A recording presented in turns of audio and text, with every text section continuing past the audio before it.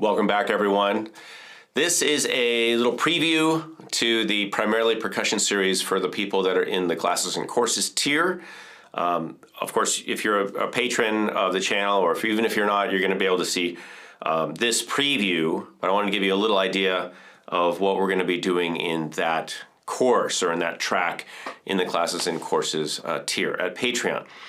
So what I've got in this video is a set of instruments, and I'm going to be showing you the different instruments here, and we're going to be classifying them in terms of how they're played.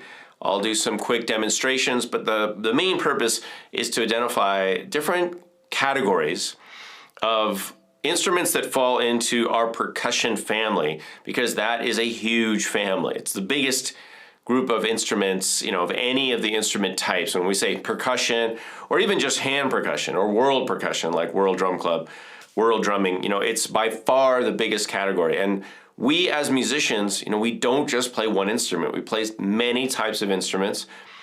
Yes, a lot of the techniques do translate over.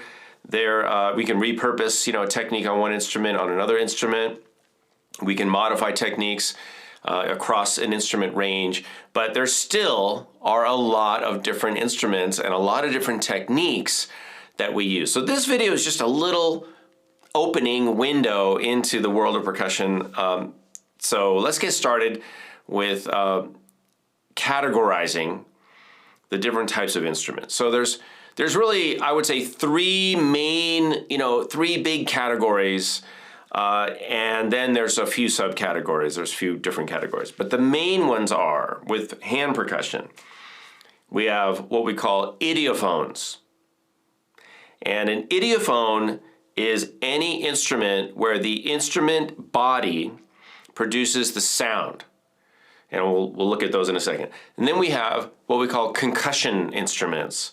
And a concussion instrument is where there are many parts, many items that are concussing or striking together, and that striking produces the sound. And there's different ways that happens, and we'll look at some of those.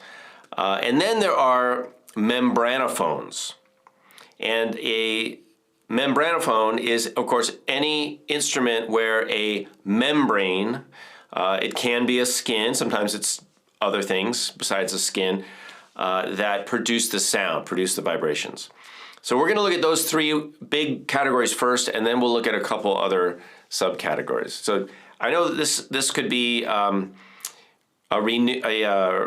review for some of you, but in case it's not, or in case you just want a refresher, this is for you. So let's look at a couple really popular idiophones. One of the most popular is this instrument, of course, which is the clave. So in the case of the clave, we're producing the sound. Now, even though there's two sticks, and you could say, well, isn't that concussion because you're striking them together?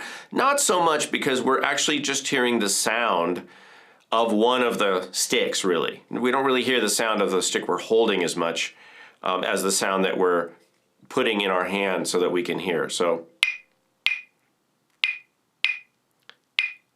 I'm playing softly so I don't blow the microphone out too much. So here again is the clave. So this is one of our most common idiophones, just the sound of the actual piece of wood, and then that's what you're hearing. Here's another idiophone, and this is a tuned idiophone, and this one is a little tank drum. So same idea, this is wood, this is metal, but you can see that if I strike the instrument itself, the material of the instrument is what's making the sound.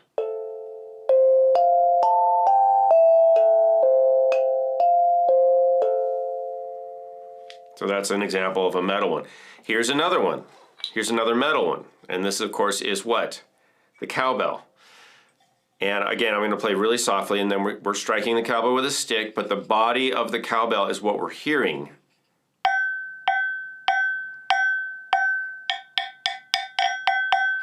And of course, with a lot of these instruments, how we play them determines the different kinds of sounds that we can get out of one idiophone. Like on the cowbell, it's a good example.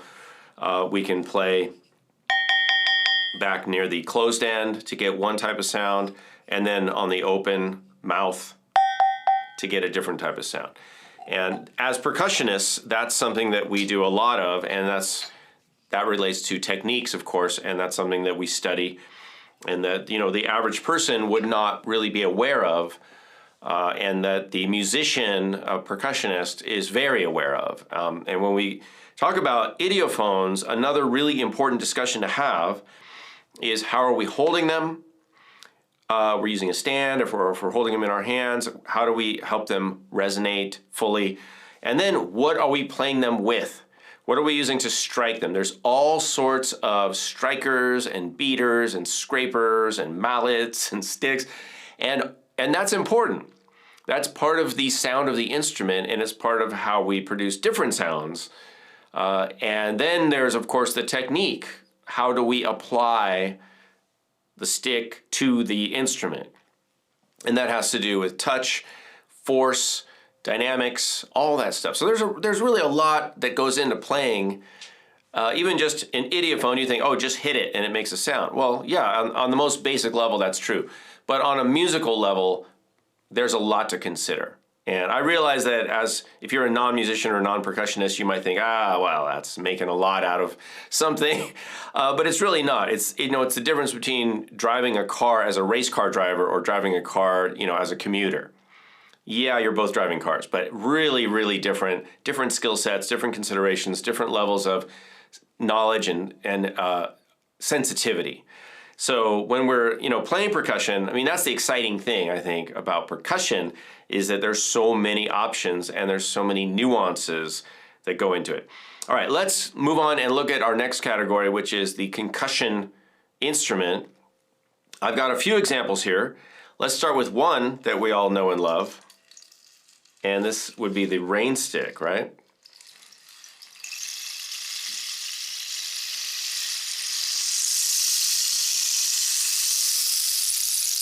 So in this case, I'm not striking it with anything. I'm just turning it and allowing this filling, and I don't know what's in here, but I'm guessing it's sand or shells or tiny beads or something. And then it's striking, there's little pegs in here, pins, and then they're striking each other and they're striking the side of the instrument because this is hollow, right?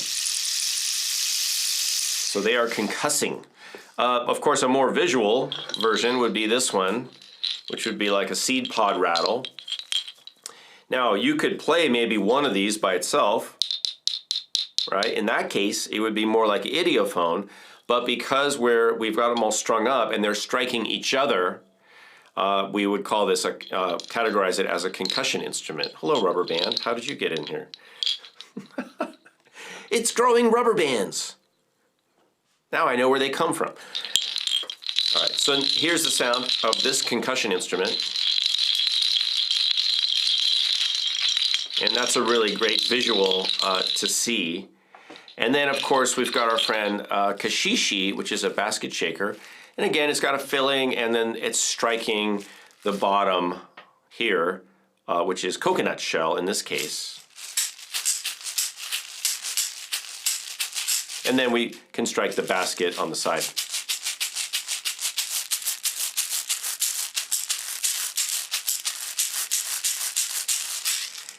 All right, and then another one that I really love is the cabasa. And of course, this is modeled after an older instrument called the afouché, which is made from a gourd and beads. This one's a little more modern. And let's look at how we play the cabasa. And of course, we can place it in our hand. We can twist this handle, and this actually is a scraper. It's a different type of concussion instrument. So the beads are scraping on this cylinder here, and I think you can see it pretty well. Everybody's seen that. You guys know what this is, right? This is a serrated surface, and the beads, they can strike it like a concussion instrument, but mainly we're scraping them.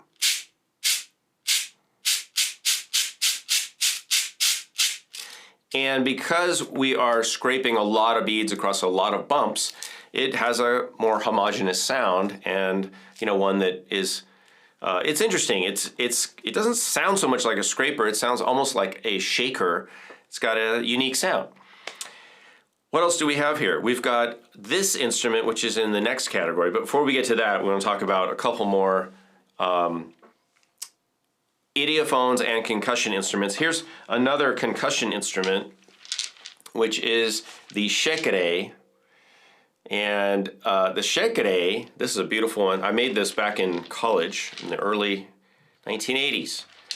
And the shakere is played, you know, by letting the body, by turning or manipulating the body, and then the gourd, the beads, which are in a net, right?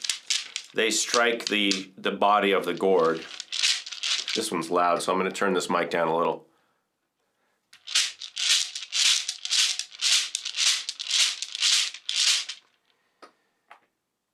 All right, let's sneak this back up. So that's the shakere. That's another concussion instrument. Now, if we took the beads off, or actually we don't have to take them off, but if we just hit the gourd, can you guys hear that? There's a resonance that happens inside the gourd with the air.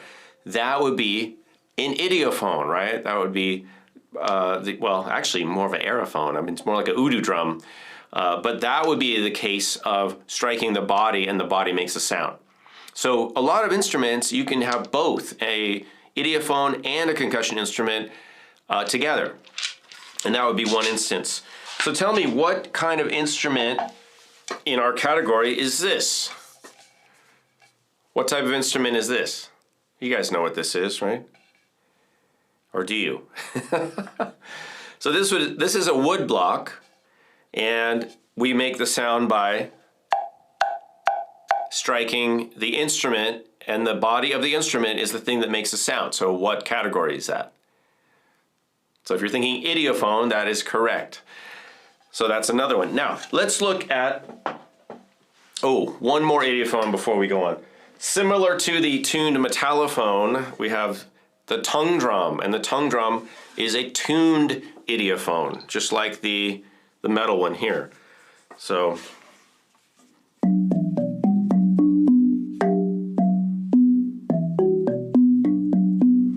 right? And depending on what we hit it with, it's going to change the sound. You can use your hands or mallets, not sticks on this one. So that's a tuned idiophone. Now our next big category is membranophone, right? It has a membrane, and one of the most common instruments and oldest instruments is the frame drum, which has a very large membrane on it compared to the shell. This one not only has a head, but it's got a lot of these rings on the inside, which you can think of as jingles. Let's look at the other view. There we go. So these are shaking on the inside, and there's different ways to play this drum. I'm going to play it softly so you can just hear it, but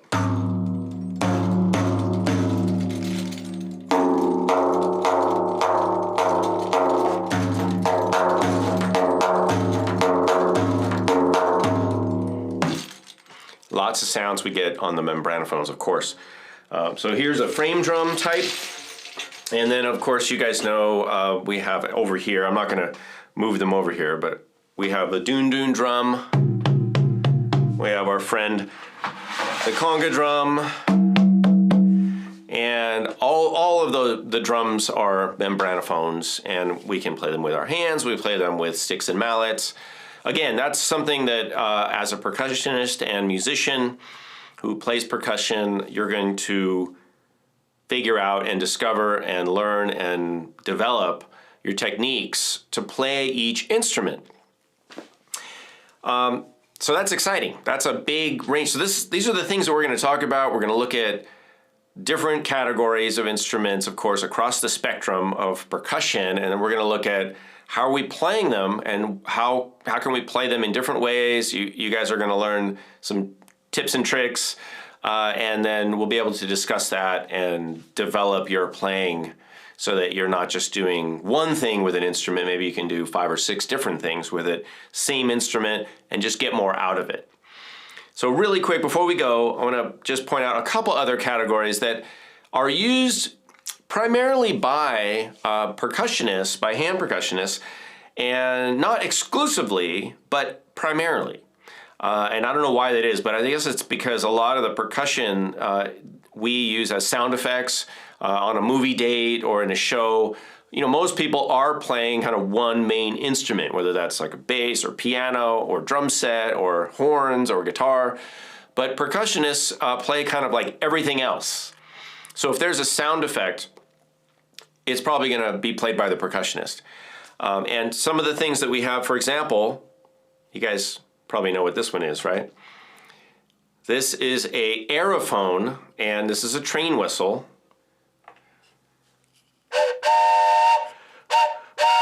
It's really old. I think one of these whistles is getting away with not performing here. But this is 4 little whistles together, train whistle. So that's an aerophone, or aerophone. I don't know if that's the correct pronunciation. Aerophone or aerophone? Aerophone, I think. Uses air, obviously. So those are whistles. The big category is whistles.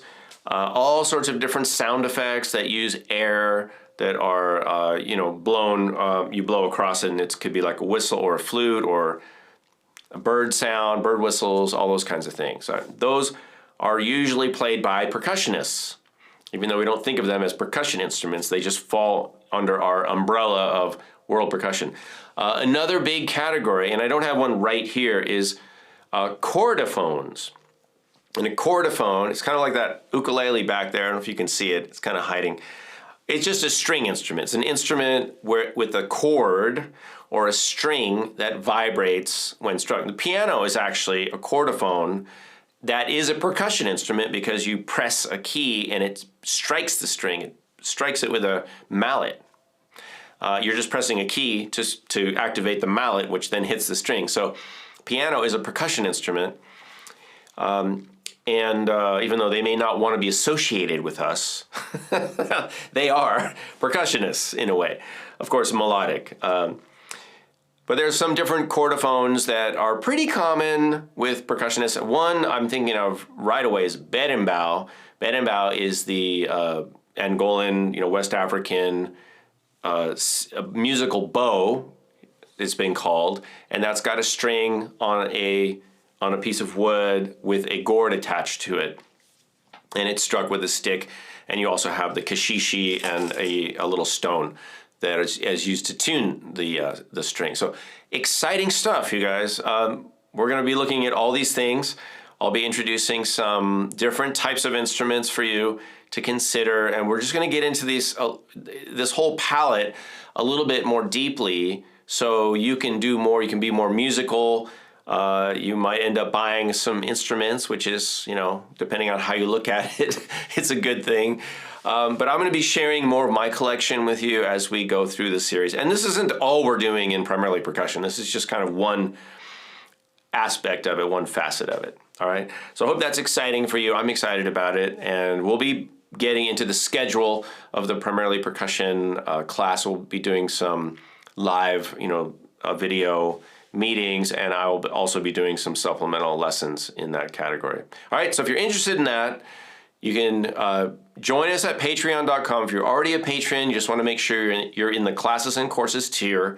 If you're not a patron, go there, check it out, patreon.com/Kalani. And I hope this has been informative, and I'll see you all soon. Thanks for watching.